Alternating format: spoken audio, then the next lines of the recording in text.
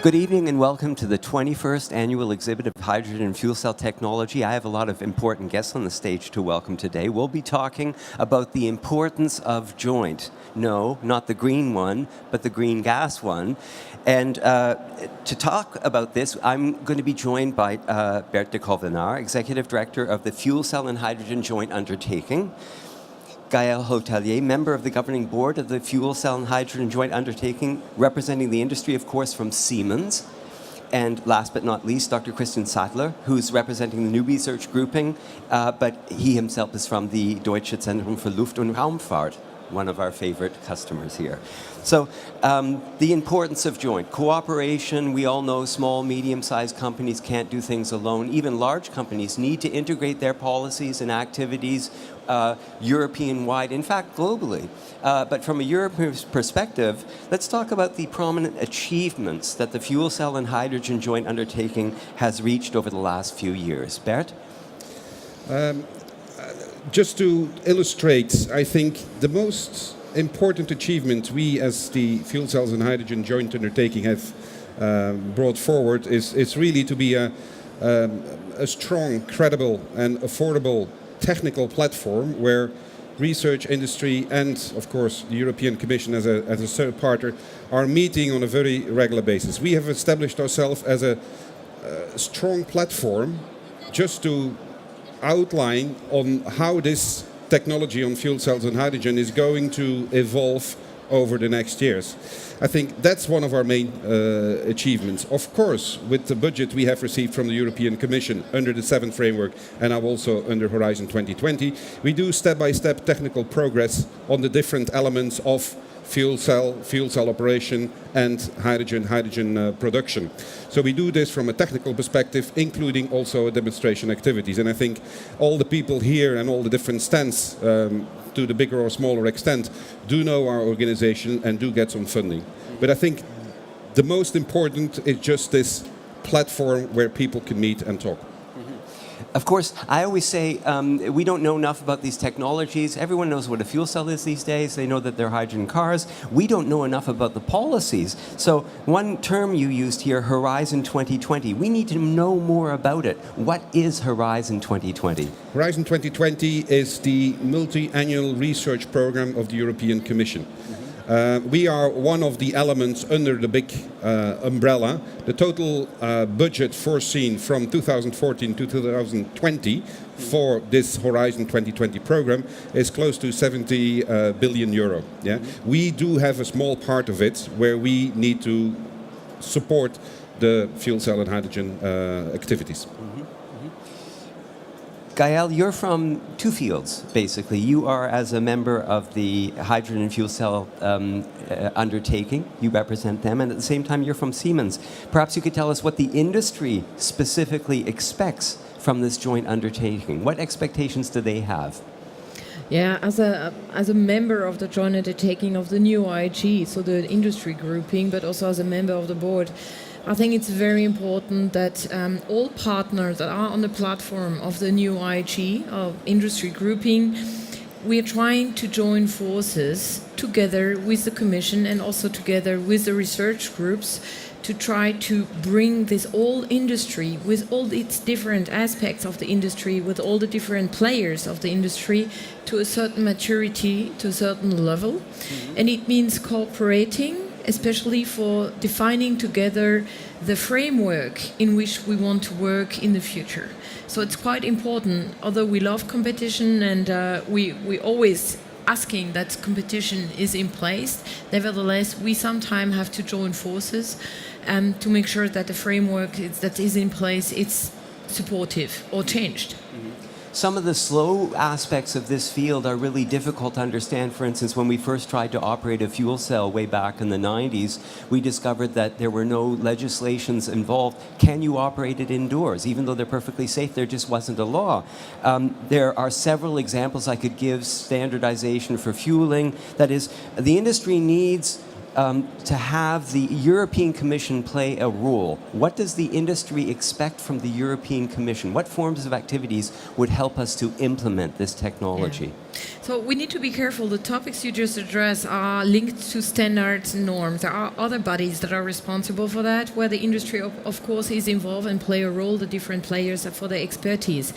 But our expectation towards the joint approach is that we together can place the requirement and say those topics need to be tackled, those frameworks need to be adapted, and that the Commission takes ownership of those topics and implement them when, for example, directives are at discussion or when new legislation are being drafted, that the topic of hydrogen and fuel cells which we represent at the industry level, that those topics are being placed, and also that we have a dialogue. That will be very important. Christian, you're of course involved in Deutsche Luft- und Raumfahrt. You are the specialist for the technical application of this technology on the panel for today, at least. I'd like to ask you, what forms of research do we still perform in order to implement this technology more quickly? Well, I think implementing is what we would like to achieve within the FCHJU, and this is why we work so closely together in this field, where we now narrow down over the last 10 years the developments into a level where we think that market introduction is very close, and in some fields we already have achieved it. So this is exactly what we would like to do, or what we are doing in the FCHJU. Concerning the question what is necessary in research, it's much more than what we can cover by the FCHJU. There we have clear targets. We would like to get the technologies in the market.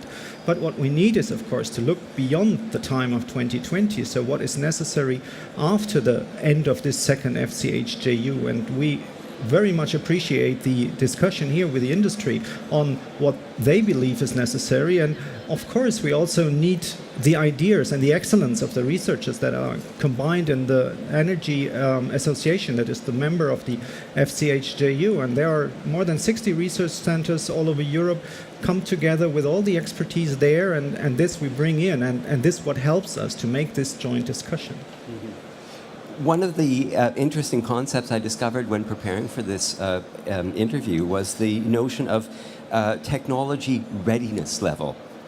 We've been talking about being ready for quite some time, but there's actually now a more, let's say, studied way to approach the subject. What is the technology readiness level from your perspective, and what does it imply?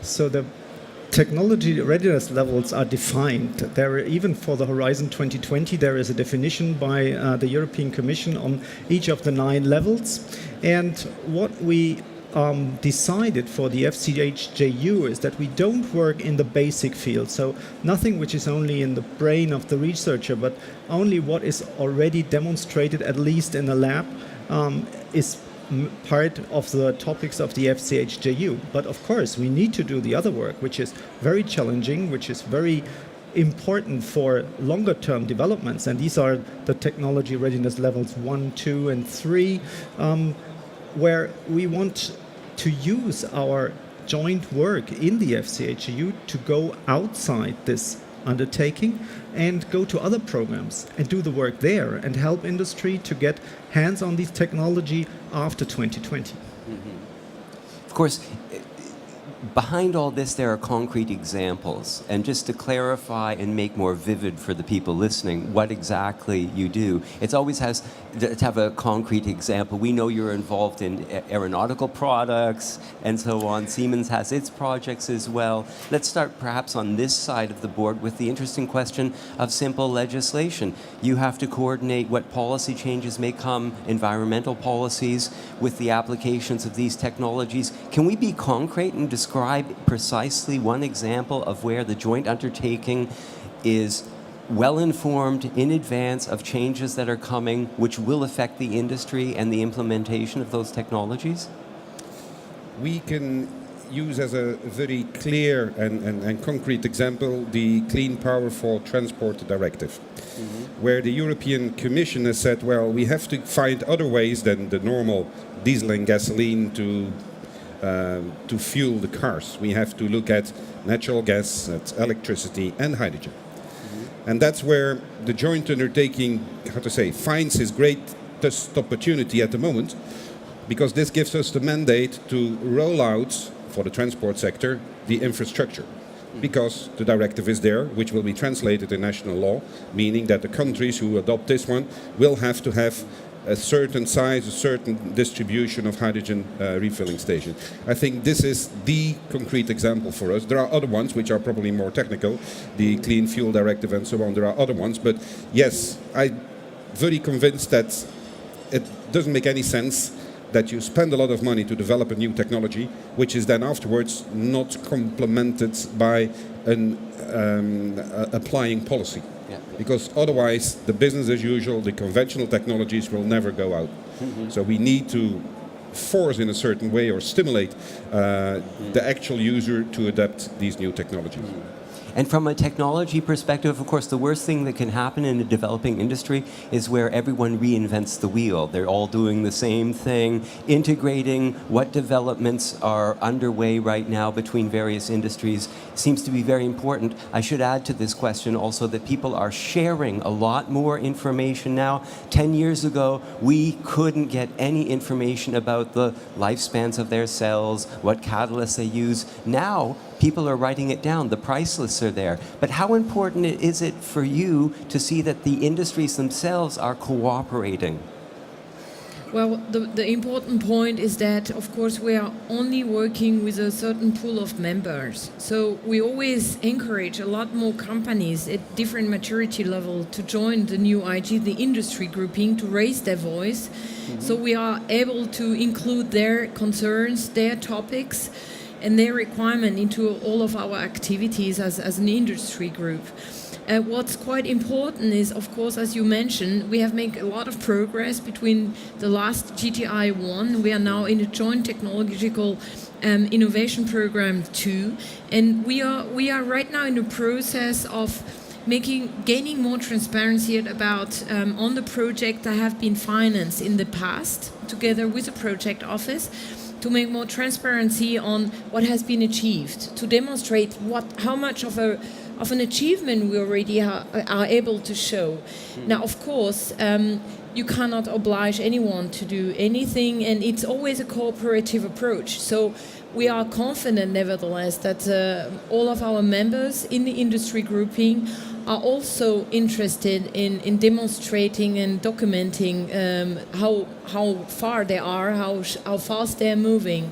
So what we work on as an industry grouping is to create the tools, to create the framework, work on common KPIs. When we define together, all discuss together with the Commission and the research group, what are the topics we want to have in the calls in the coming years.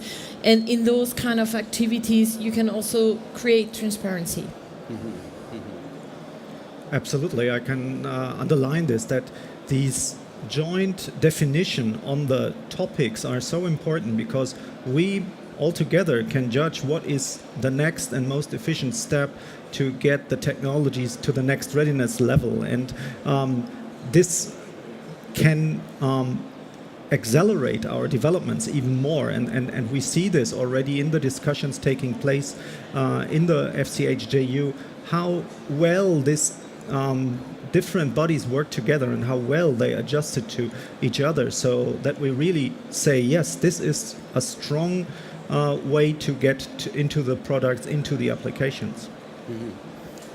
If I may just complement with one more aspect on the joint. The joint undertaking is there, of course, to group research and industry and European Commission, but I also believe that it's part of our mission to integrate the different European member states, because each of the countries, like Germany for instance, have their national research program, which does not easily allow to work with a French company, a Spanish company or a UK company. Yeah? The European program does that. Now there is even another aspect.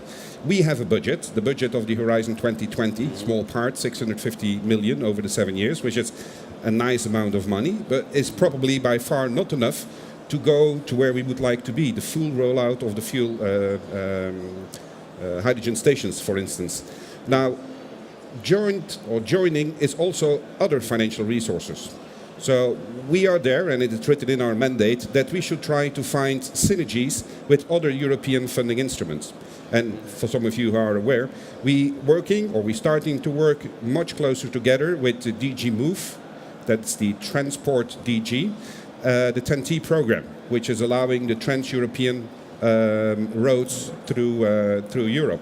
So that's one program we're trying to join this kind of funding, but also the European Structural and Investment Funds. It's another big pot of money where this is basically allocated to work out, to improve the infrastructure, roads. So there also are for us opportunities to find funding to allow for deployment of hydrogen stations or for buses or something which is in the common for the European citizen.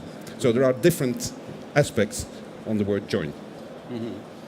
I should add that we do have time for a question from the audience if there are any questions. I'm sure our members would be happy to ask. I certainly have a few final questions.